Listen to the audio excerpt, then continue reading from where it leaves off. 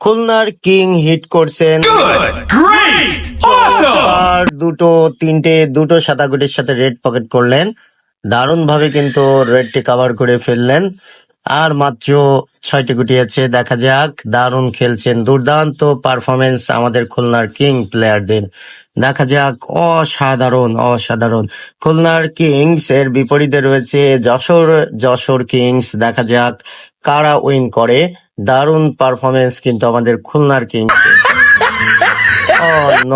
অল্পের জন্য মিস করে ফেললো।